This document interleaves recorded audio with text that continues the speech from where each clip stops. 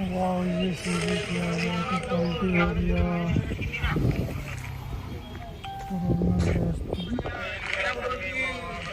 पूरा हाल गिर गया